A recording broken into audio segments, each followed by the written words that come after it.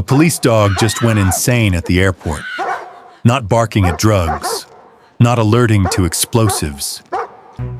He was attacking a suitcase with a violence that made hardened officers step back in fear. What they found inside would become one of the most disturbing cases in aviation history. But here's what nobody realized. This was just the first one. Passengers froze. The German Shepherd wasn't just barking. He was attacking the blue suitcase, growling, snarling, claws scraping so hard against the fabric that everyone nearby instinctively stepped back. The airport buzz, the rolling luggage, the chatter, the boarding announcements, all of it stopped. Like the entire terminal held its breath. What could possibly be inside a suitcase that would make a highly trained police K9 lose his composure? Officers shouted for people to stand clear. Travelers stumbled away, leaving their bags behind as fear spread through the hall like wildfire. A young mother grabbed her child. A businessman ducked behind a pillar. Someone whispered, "Is it a bomb?" Another replied, "Then why is the dog acting like that?" Thunder, the airport's most disciplined and dependable K9, pressed his nose against the suitcase and let out a frantic whine, one that his handler, Officer David Martinez, had only heard during life-and-death search missions. "Easy, boy, easy," David whispered, trying to pull Thunder back. Thunder refused. He planted his paws, lowered his body, and growled with a desperate urgency that shook David to the core. This wasn't a drug alert. This wasn't an explosive alert. This was something else entirely, something worse. And deep down, David knew it. It had started just 20 minutes earlier. The airport was its usual chaos. Crying babies, rushing feet, loud laughter, rolling bags clacking across the polished floor. Officer Martinez stood beside Thunder, who sat calmly, scanning the tide of passengers with sharp, intelligent eyes. David patted Thunder's head. "Another busy day, buddy?" Thunder blinked, alert but relaxed. Nothing seemed unusual. Until the conveyor belt of unclaimed luggage rattled to life. David would later replay that moment 100 times, the moment Thunder's ears shot up. The moment he locked onto a single, plain blue suitcase rolling toward the inspection table. No stickers, no name tag, no sign of belonging to anyone. Just silence and wait. Officer Sarah Chen, checking the log, frowned. "That suitcase isn't on the manifest. No one reported it missing." David raised an eyebrow. "That's strange." But before he could say more, Thunder stood up, tail stiff, body tense. "What is it, boy?" David asked. Thunder didn't respond. He didn't bark. He didn't move. He simply stared at the suitcase, like he was seeing something no one else could. Sarah lifted the bag onto the table. It thudded, heavier than it looked. Too heavy for a small suitcase. "Feels wrong," she muttered. Thunder stepped forward, his nose pressed against the seam, and then a deep growl rumbled in his chest. The kind of growl that sends chills down your spine even if you don't know anything about dogs. Passengers noticed. Murmurs spread. "What's happening? Should we be scared? Is it dangerous?" David swallowed hard. If Thunder were sensing explosives, he would sit and freeze. But Thunder wasn't freezing. He was trembling. Something alive. Something struggling. Something suffering. That's what Thunder sensed. Suddenly the dog snapped. He lunged at the suitcase with a ferocity no officer had ever seen, claws ripping, teeth scraping, his body shaking with desperation. "Whoa! Whoa! Thunder, stop!" David shouted. But Thunder wouldn't stop. Not until someone opened that suitcase. The supervisor rushed over. "Lock down the area, now!" Passengers were pushed behind barriers. Some cried, some ran, some recorded with their phones, streaming the chaos live. "Everyone stand back!" an officer yelled. Thunder barked again, frantic, loud, terrified. David knelt beside him. "Is someone in there?" he whispered. Thunder whined, and that was all the confirmation David needed. "Open it," he ordered. "Right now." Sarah unzipped the suitcase slowly, hands trembling. Every officer leaned in. The zipper moved. Zip. Silence. Zip. A cold draft escaped from inside, carrying a faint smell of sweat and something metallic. Sarah paused. David nodded at her. She unzipped the rest in one quick motion.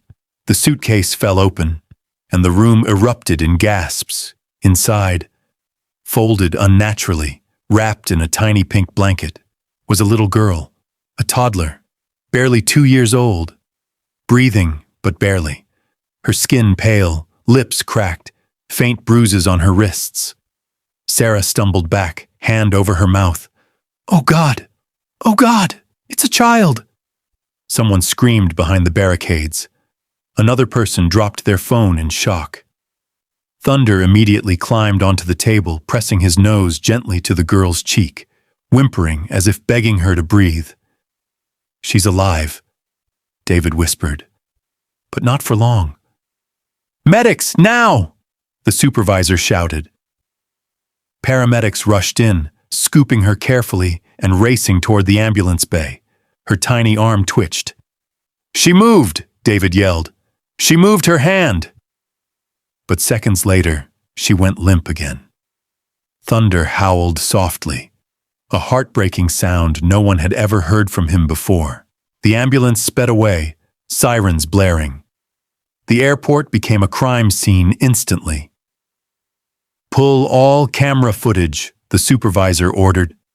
Sarah scrubbed through the security recordings until they found it. A hooded figure, face covered, carrying the blue suitcase with unsettling gentleness. They placed it on the conveyor belt, then walked calmly into the crowd and disappeared. David stared at the screen. That person is still in the airport. And somewhere, among thousands of passengers, was the monster who stuffed a child into a suitcase. As officers reviewed footage, something else caught their attention. Thunder wasn't calm. He kept pacing, whining, sniffing the air like the danger wasn't over. Like something else, something worse, was still nearby. An officer radioed in. "Martinez, we just found another unclaimed suitcase." Another suitcase? Identical, blue, unmarked. Thunder barked and bolted toward the next terminal. Passengers screamed as the dog sprinted past them. David chased after him. "Thunder, wait!" Thunder skidded to a halt in front of the escalator.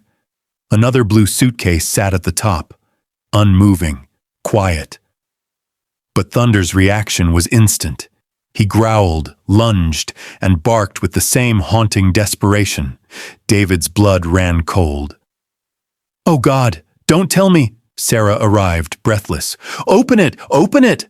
Officers unzipped the second suitcase, and what they found made the entire airport collapse into chaos. Inside was another child, weak, barely conscious, eyes fluttering, skin ice cold. A boy this time, maybe 3 years old. Thunder sat beside him, nose pressed gently against his hand, whining non-stop. David whispered, voice shaking, "What kind of person is doing this?" The supervisor's voice thundered, "Check every single blue suitcase in this airport, now!" For the next 18 minutes, the airport shook with tension. Officers combed through terminals. Announcements played requesting immediate evacuations. People cried, panicked, shouted. Families clutched their children close. Thunder ran ahead, nose scanning the air with a focus so intense it scared even his own handler. Sarah radioed in again. "Martinez, You're not going to believe this. David replied, Tell me. There's a third suitcase. David froze. 3? How many children were there? He turned to Thunder. Show us, he whispered. Thunder sprinted through the corridor toward gate C-17, and there it was. A third blue suitcase, unclaimed, untouched, waiting. Thunder growled low, not frantic this time, but angry, deeply, painfully angry. Officers surrounded the suitcase. David knelt, his hands shook. Please, please don't let there be another child. He unzipped it. Inside, a breathing child, a girl, maybe 4, staring at them with half-open eyes, barely alive. She whispered 2 broken words. Help. Me. David almost dropped to his knees. Thunder licked her hand gently. And for a moment, everyone forgot they were in a crowded airport. It felt like the world had stopped. 3 children, 3 suitcases, 3 lives hanging by a thread, and the person who did it was still somewhere inside the building. Over the next hour, the airport transformed into a full lockdown. Helicopters hovered, news vans arrived, agents from every agency entered the scene. The footage revealed something chilling. The hooded figure didn't act alone. There were 2 of them, and both had moved through the airport with terrifying calmness. No panic, no hesitation, like they had done this before. Officers studied every frame. One of the figures walked into the restroom, but never came out, or so it seemed. David replayed the footage over and over. He squinted. There it was, a maintenance worker leaving the restroom moments later. Same height, same shoe color, same walk, a disguise. Find that worker, David yelled. Officers spread out. Thunder sniffed the worker's scent from the suitcase and took off. They chased through Terminal C, down escalators, across boarding gates, past terrified passengers, until Thunder suddenly slowed, stopped, and sat in front of a maintenance closet. David put his ear against the door. Silence. Then, a faint thump, another, like someone trying to break free. Open it! David ordered. Officers burst the door open. Inside, they found a 4th child, stuffed in a cleaning cart, wrapped in a blanket, barely breathing, and standing beside the cart, trying to escape through a back vent, was the hooded figure. A woman. She froze. Thunder growled. The woman raised her hands and whispered, "Don't shoot." She was arrested immediately. Her identity? A nanny. Hired illegally overseas, underpaid, overworked. Her reason? I was told to move the children. I didn't ask why. I didn't dare. Told by who? David demanded. She shook her head. I don't know his name. He paid in cash.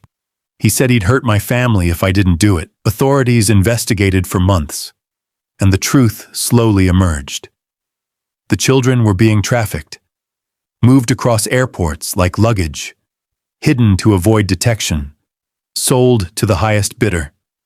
And if not for Thunder, every single one of them would have died. All 4 children survived. The toddler recovered first. The little boy gained strength after 2 weeks. The 4-year-old girl finally smiled again in the hospital. The 4th child, found in the closet, took longer, but eventually made a full recovery. Their families, found, reunited, broken but healing. The nanny? Turned out to be a victim too, forced into helping under threats. Her testimony helped authorities shut down a trafficking ring spanning multiple countries. And Thunder? Thunder became a hero. People sent him gifts, medals, treats, letters, but David always said the same thing. Thunder didn't do it for medals. He did it because he knew no child deserves to die alone in the dark. Stories like this remind us why awareness matters, why paying attention matters, why heroes come in all forms, even four-legged ones. If this story moved you, give it a like and subscribe for more real-life hero stories that need to be told. Thank you for watching. Stay safe. And remember, sometimes the smallest alarm can save the biggest life.